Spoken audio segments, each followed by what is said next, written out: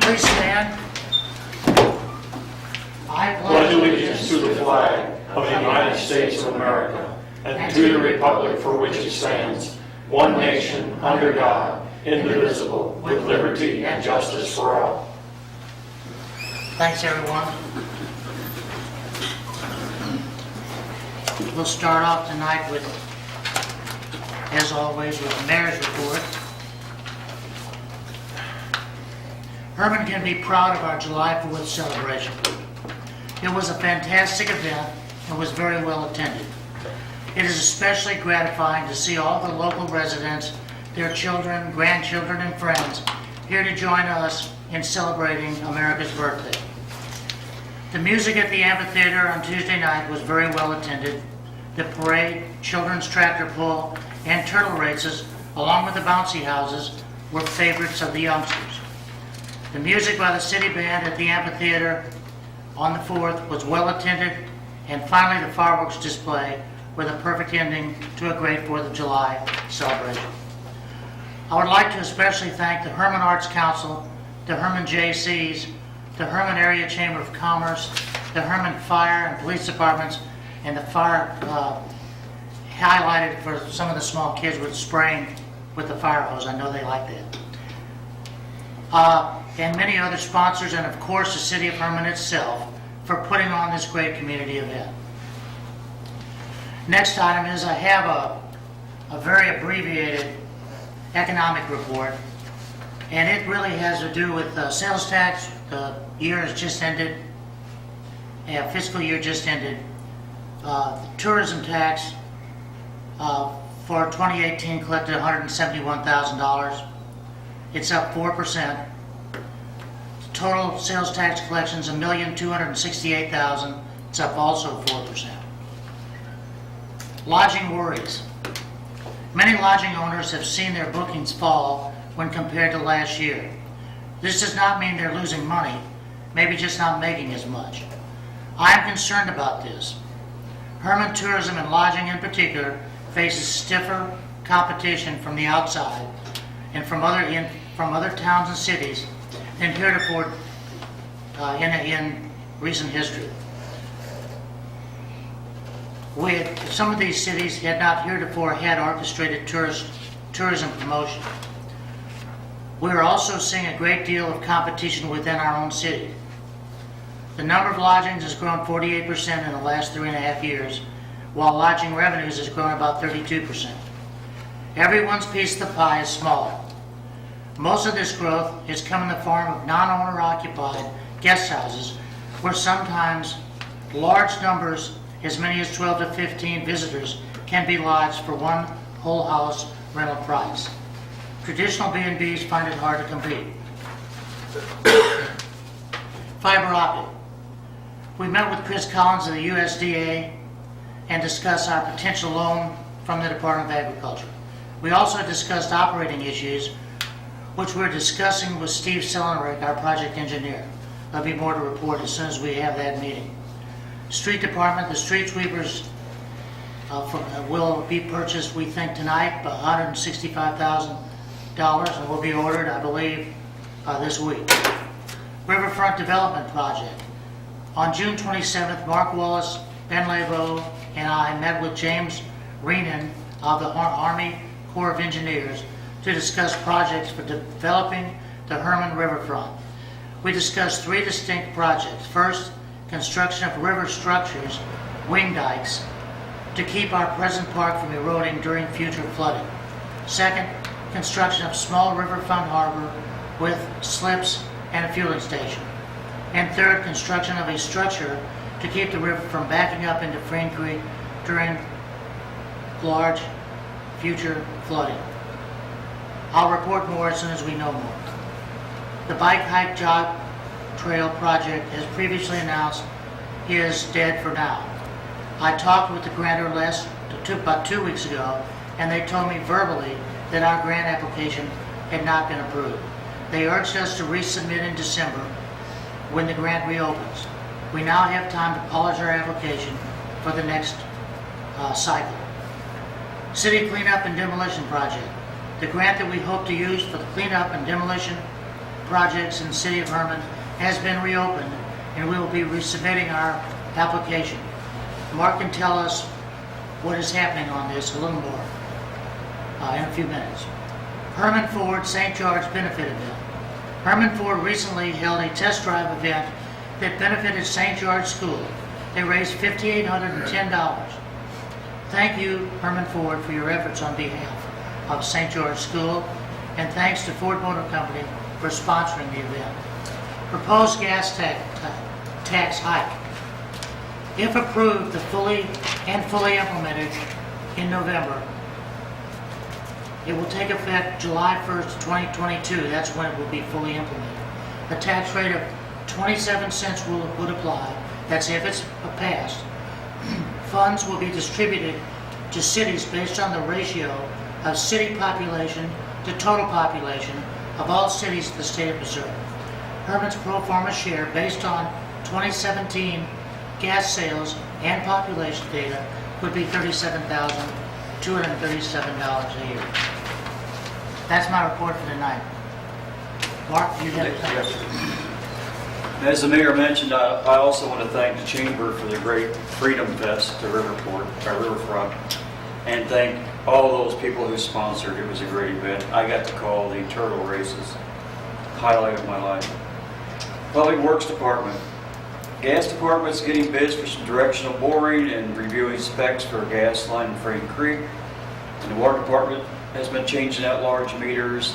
Sewer Department's been working on the Lagoon UV system. Street Department finished patching West 18th today, the water line replacement project on 18th. And they're working on parts of Mozart by St. George and other areas of patching and curb repair.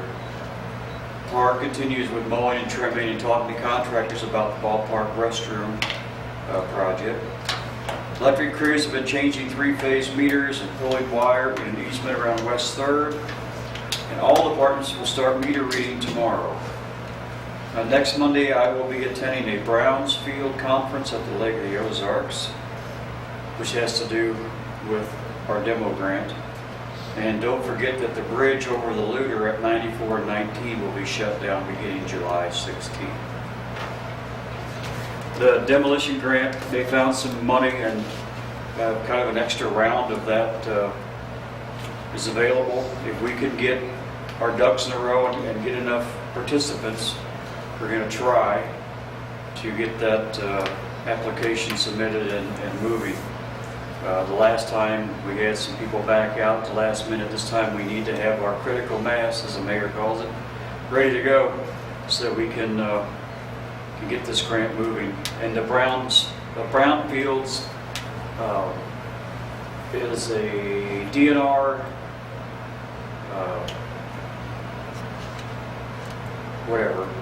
DNR, what is it? Division of DNR, which, which helps you determine environmental hazards at sites you may want to demolish. So I applied for a free registration and got it for this class the next Monday, so I'm going to attend that and hopefully have some more information on how to approach some of these buildings that need to come down and may have some asbestos or whatever on the property. That's it. All right, thank you, Mark. We're on to resolutions number 1254. That would be a resolution to identify to the Missouri Ethics Commission the established method of disclosure of potential conflicts of interest and substantial interests by certain officials, officers, and employees of the city of Herman. I might say before we get on with this is a every 2-year occurrence. It's a formality in some ways, and we've had this several times before. Any discussion? I'll make the motion, we approve the resolution. Second. Have a motion made and seconded. All in favor, say aye. Aye. Any opposed? Motion's carried. We now move to unfinished business, and we have several items here for discussion. The first two are potential draft ordinances. It's not ordinances to be voted on. but just to be discussed. And the first one is Alderman Fairbur's ordinance on grass clippings, leaf clippings, and other debris. Do we have any discussion? There's a draft in your packet. Marlon, have you seen this? Would you like a copy of it? I think the biggest problem, I understand what you're doing here, I think the biggest problem we're going to have is enforcement. I mean, it's going to be, Well, the reason for the wording in this was because our police department's requested they needed something specific if they were going to enforce it. I understand that, I'm just saying it's going to be a hard one to enforce with everything else they got on their plate right around the press. Well, the number of complaints I get about it seems to warrant that we do something. Did you get those pictures I sent today? Okay, that was very easy to find those too. I didn't do a lot of hunting. Oh, Look for that. I understand the situation, I'm not against it, don't understand.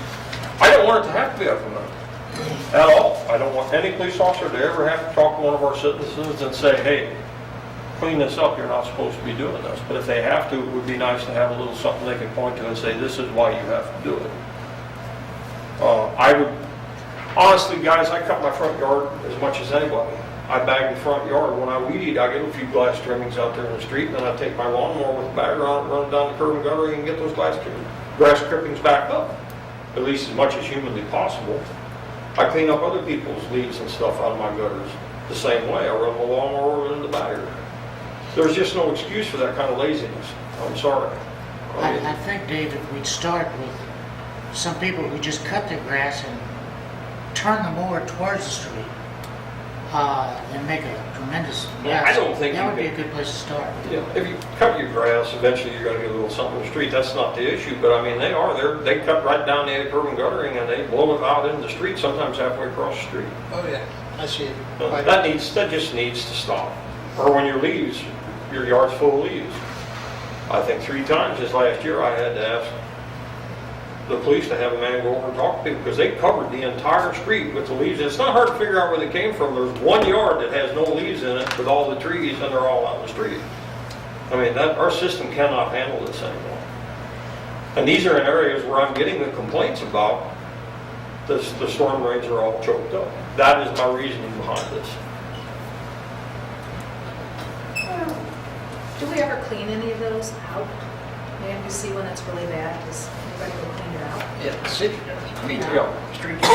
And there's always going to be something get choked up. Something will get in there. But this is, like the picture I showed you, one's full of leaves from one of my neighbors, and the other one's glass trimmings that came down off of, I think that is 10th and Jefferson where that one sits. And that one actually sits on a hump. If it can't go in there, it's going onto the sidewalk and into those yards all the way down 10th Street. And I've had complaints about that. Need a resolution, just discussion. We can just have it on next meeting agenda to be first read. I'm asking Dave what the process is here, and we don't have to have a resolution here, we can just go ahead with this and have an ordinance first read at the next meeting. And that's fine. Just, if there's anybody that's against it, then, now's a good chance to mention it and discuss it, that's what we're doing. Well, our ordinances discuss dumping refuse in the streets, but to be fair, it'll say something about yard waste or something that does not specifically mention grass and leaves and weeds and trimmings and things like that, and covering the sidewalks with them. That's another one. They'll blow it across the sidewalk out there, and that's more rental properties, but you can't even see the dang sidewalk. That's dangerous, and it's also just flat being lazy. It's unnecessary. So it's actually already in the ordinances, But- it's just called yard debris or something like Well, that. refuse. Refuse instead of specifically, just as that's for the benefit of They the ask, municipal. our enforcement arm asks for clarification, something specific they can point to and show people and say, this is why you can't do it. And that is the purpose behind this. Does anyone have any further objection at all? Otherwise, we'll treat this as if it's, we have a majority, we're going to go forward with it. Anybody want to stop it? Okay. We'll move. Dave, for next time, we'll put it on the ordinance. Then the next one is similar, it's a draft ordinance modifying the bed and breakfast language, and this is, again, not putting anything new in, it's just making it a little more enforceable. And we learned this in our recent court encounter that we had over the last 11 months. Dave, do you have anything more to say about that? No, not really. And I suppose the two assumptions that I was trying to address with the language change, number one is that the board does not want someone who operates a bed and breakfast to serve food other than the morning meal, or the quote-unquote breakfast meal. And number two, that the board would only want even that breakfast meal or any food to only be served to overnight guests.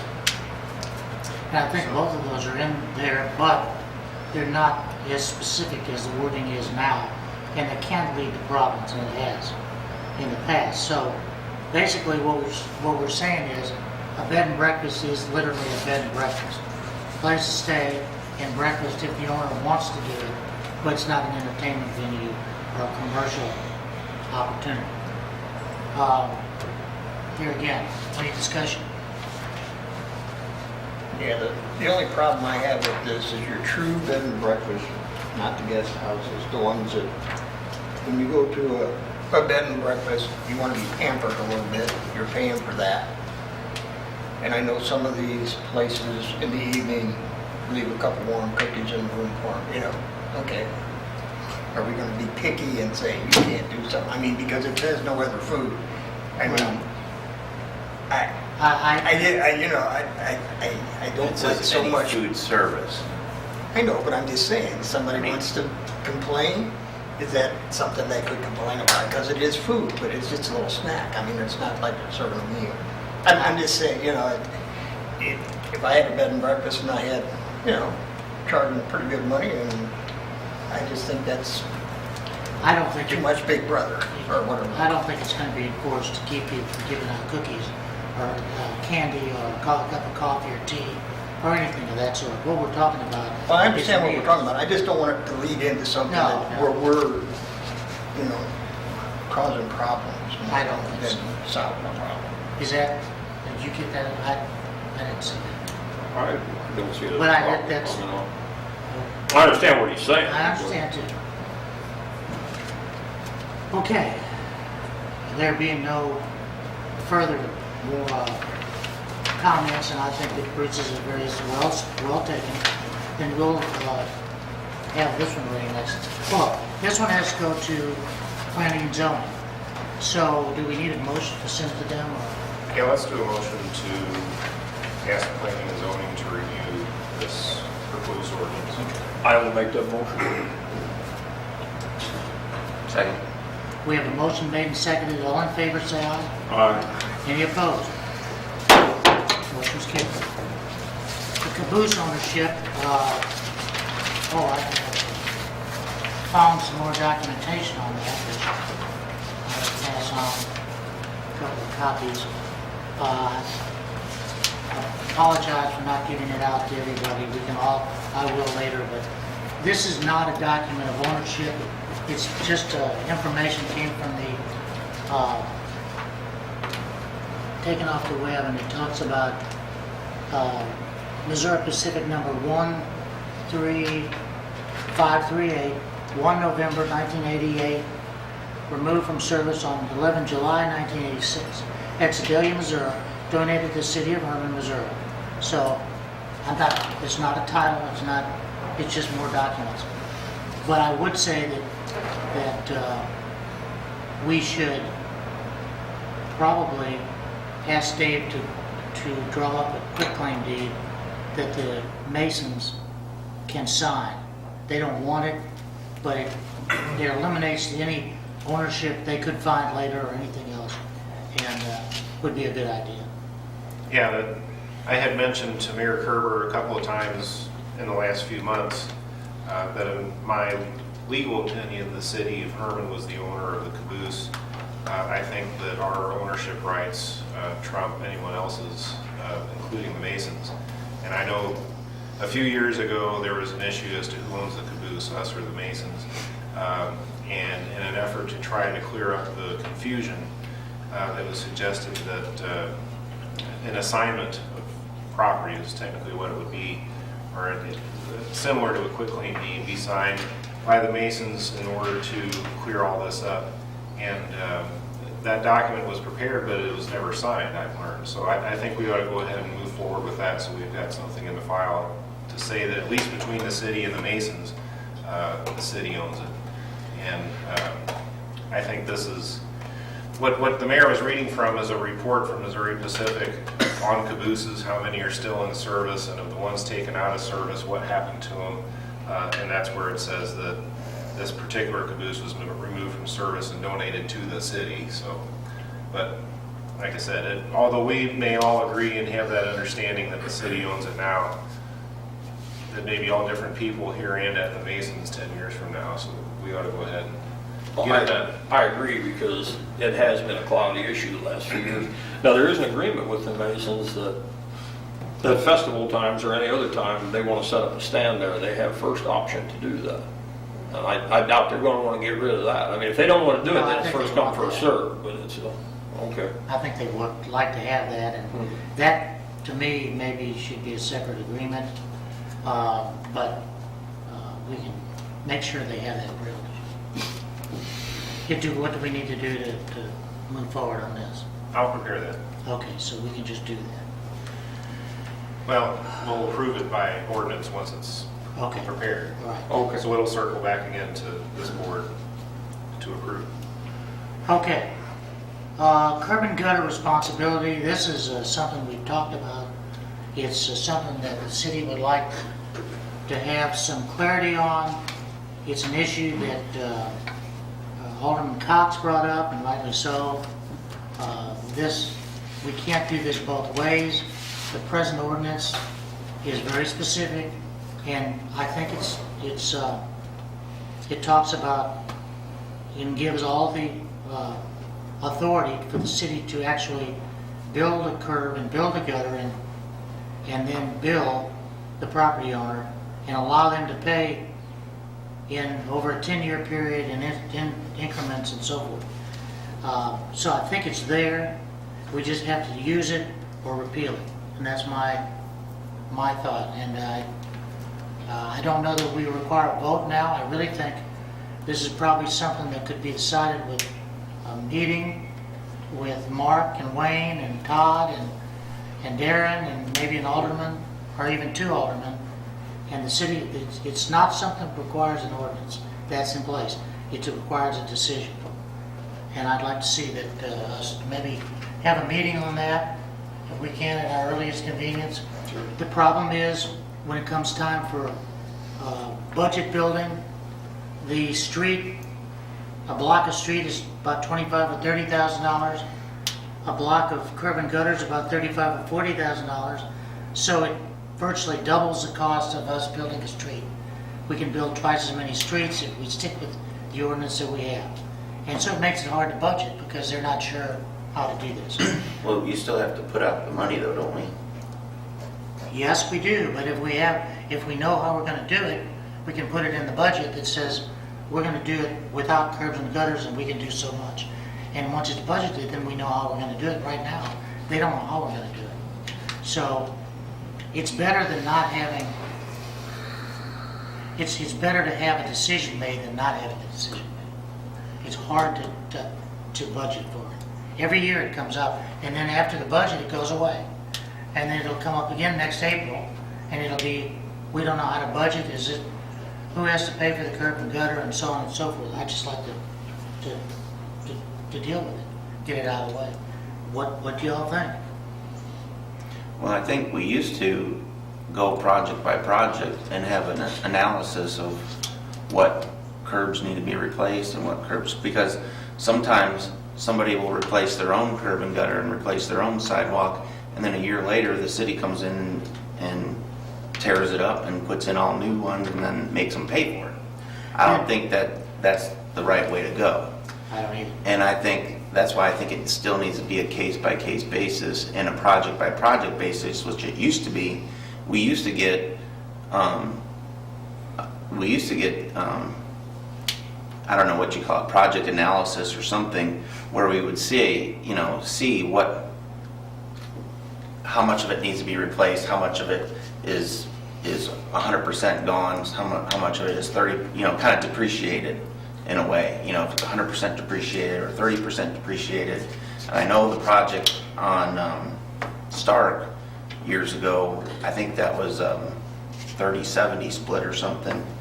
And, it used to be a project-by-project basis. When we lived on 4th Street and they redid 4th Street going up to St. George, that's right after I moved to town, and I didn't have the money to do that sidewalk, so the city financed that thing, which was a blessing in my part, that we could get her done. But, I think the other thing that needs to be looked at is, okay, if you're gonna do that, we say 10 years, if all the city lots are pretty much the same thing, maybe we can bring that down to where it's only a 5-year payback or something. If it's not, if they got 2 lots, then that might be a problem for somebody to afford it. But, I think we need to look at that aspect of it too. How much is it actually gonna cost, like you said, for that one lot in front of the residence? If it's $8,000, can we do it in 5 years instead of 10, Or if you have a corner lot. Well, yeah, or well, I'm just saying, you Yeah. have to take those things into consideration. Yeah. But to help the city not be out so much money for such a long period of time, I guess is where I'm going. And I think that though, for this to be effective, this needs to start in the Last first year. of the year, so that it's ready for the budget, so we know the streets are going to be done, and what the budget needs to be to get those done, and the curbs have been inspected, so I think that's a good idea. If we could start this meeting, maybe the streets could lay out some options the first part of January, so that the decisions can come and be done on a project-by-project basis before the board and decisions made. Is that, okay? Make sense? Yeah, makes sense. Okay. The next one are posting signs on utility poles, and Jesse Giltz brought up a good point, and I don't know if you want to discuss this. We approve them, and I think we can do that. We can approve them.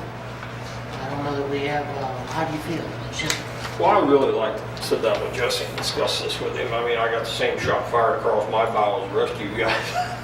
He wasn't happy. And I understand it. I truly do. It's a problem for those guys when they have to get up and down poles and their stuff hanging on all those poles. It's also a problem when we have businesses that want customers and there's no place else to put a sign. Is there another option? Can we set a steel pole or something next to the electric pole that people can hang signs on? I mean, I don't know. I mean, there's got to be some other option. I'm sure. My question is, do they climb poles anymore? They just use the truck, right? Well, there's Most of the occasionally time- they do go with them. I've seen Every them. once in a while they have to, but I kind of did a slow drive through and looked on the main drag. And I mean, yeah, there's signs there, but there's more city signs than there is anything else. No route, no parking, this and that, than there is, well, I'm just saying, No, than no, business signs. And I think people that, like myself, I've got them down below my one shop, that I have to understand, if they gotta work on that pole, they go up there and they break my sign, tough. They had a job to do because it was an emergency. That's the disadvantage of me putting the sign on the pole. I mean, and I think everybody that has signs on the poles has to realize that, it's not the city's liability if something happens to the pole when there's an emergency and they have to fix something, they have to get up there and do that. I mean, that's how I feel about it. I don't think there's an overabundance of them. I mean, we're getting a few more requests, but all the requests are places that are off the main drag. I mean,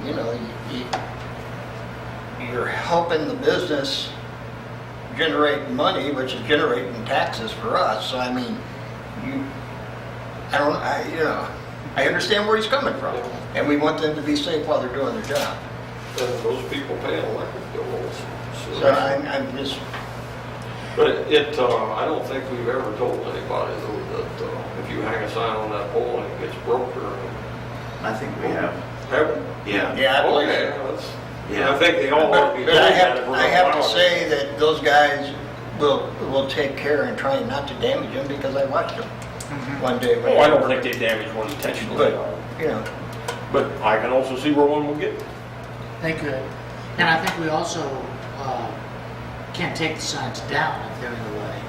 I don't know if we have to put them back up or not, but we can't remove them so we can get at something or get past it, whatever. but I think those businesses that are off the beaten path, as I call it, where most of the tourists go, is if you take their signs down, you know, No, yeah. they're in trouble. I mean, because a lot of people, I mean, I've been here since '81, and I've had a sign on the utility pole by the firehouse there all this time, and it's pretty amazing how many people come across the bridge, and I know that they came to my shop because of that sign. There's a second word after they're in there. Is there any other antique shops in town? Yeah, so I would think all the nails and staples and stuff sticking out of them poles from people hanging signs on there without permission would be a lot more dangerous to those guys than an actual nice sign, telling you where the business is at. Well, and then I think the other problem is, people that have the yard sales and so forth, and that, please take your signs down. The FA just had a big thing, and they didn't take their big signs down, and they were big ones, I took one of them down the other day. If you're done with your event, take it down, Would it be something in the future we could do, say, at the intersection, have a sign that has all of the businesses, and like if it's Well, on Well, Third we've Street, there'd be an we've arrow tried those pointing. We've already got the directional signs with shops, museums, we Okay. did that a few years ago, but it's not on every corner. But. and Well, they- Dave, I'm sorry. Go ahead.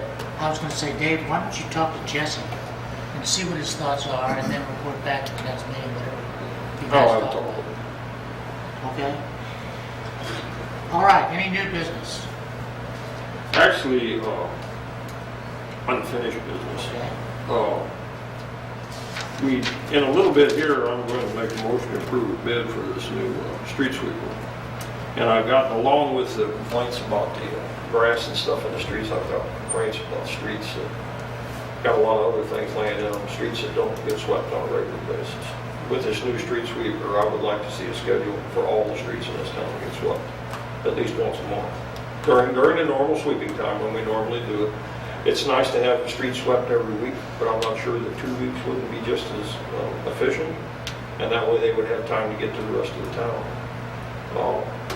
I've had a few questions about this new street sweeper and the amount of money it costs, and I'm more than willing to stand right there and look people down and tell them it's worth every penny of it. But I really think all the streets need to start getting swept, at least the ones that you can get to. There are going to be some streets where you can't. I mean, it's just the way it is. But the guys in town have been doing an awful lot of work on the streets, and with work on the streets comes debris. And that street sweeper will sweep them up. So if you would talk to the public works director or the head of the street department, wherever you need to, and see if we can get a schedule to get everything swept. I know that on the certain streets we have now that are swept, it's illegal to park there on certain nights. I don't know that that's necessary all over town.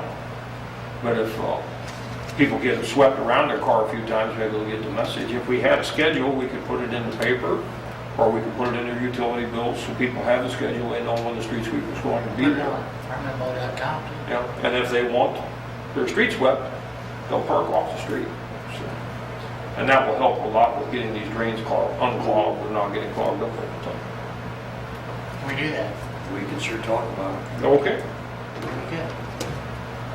Okay. Now, is there any other unfinished business? Any new business? Okay, we're into motions. We have, I don't know, Dave, you want to make your motion now, or you want to wait till we're finished with the others? I'll wait till we get to the part. Okay, the minutes of last meeting, what's your pleasure on that? I have a question about the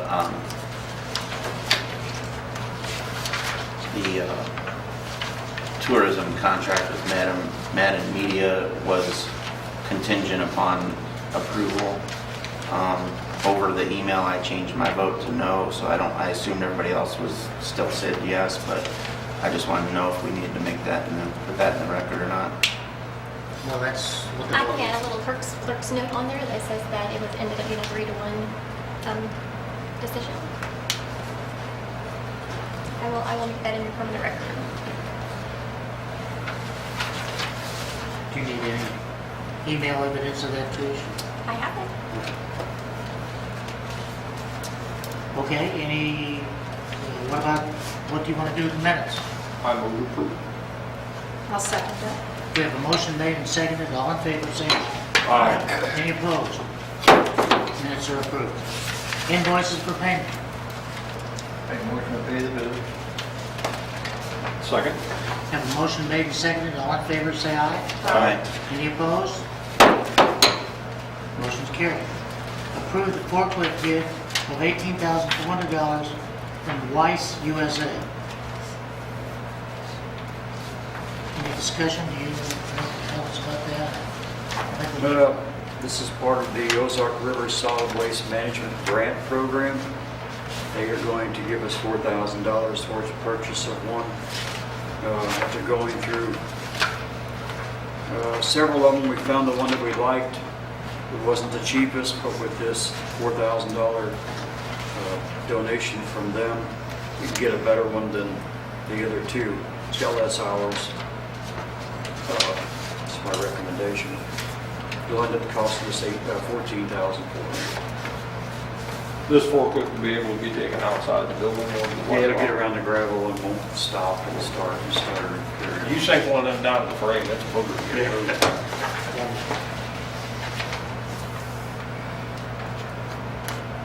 Any more discussion? Anything else? Make a motion to approve. Have a motion, how about a second? Second. Have a motion made and seconded. All in favor, say aye. Aye. Any opposed? Motion's carried. Picnic liquor license, Herman Area District Hospital, fundraiser dinner, St. George Church, 128 East 4th Street, August 10, 2018. Move to approve.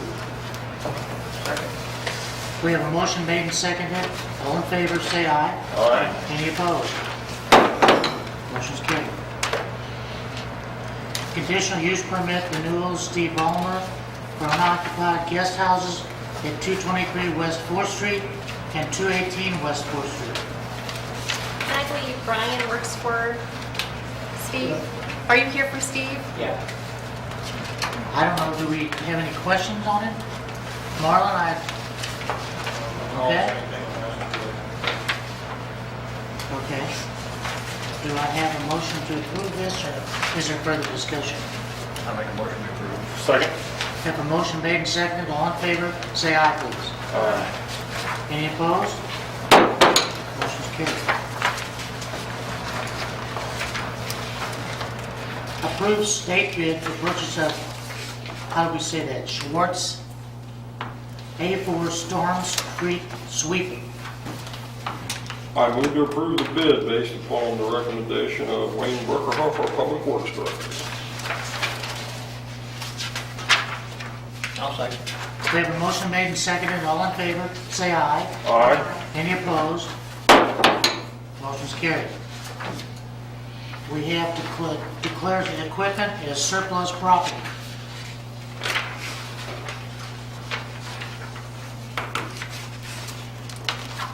Anybody have discussion on that? I'll make a motion to approve the list. I'll second. We have a motion made and seconded, all in favor, say aye. Aye. Any opposed? Motion's carried. There being no reports, are there any citizens? No. We have no citizens' comments, we have a closed session. We'll move into now. Do I have a motion to do so? I move we adjourn open session and go into closed session for purpose of dealing with matters relating to legal action, cause of action, litigation, or privileged communication between the city's representative and its attorney. A second? I'll second. I'll second. Can we have a vote starting on this side? Yes. Aye. Aye. We're now in closed session. Like being efficient. I was trying to get you to say aye. Can't work.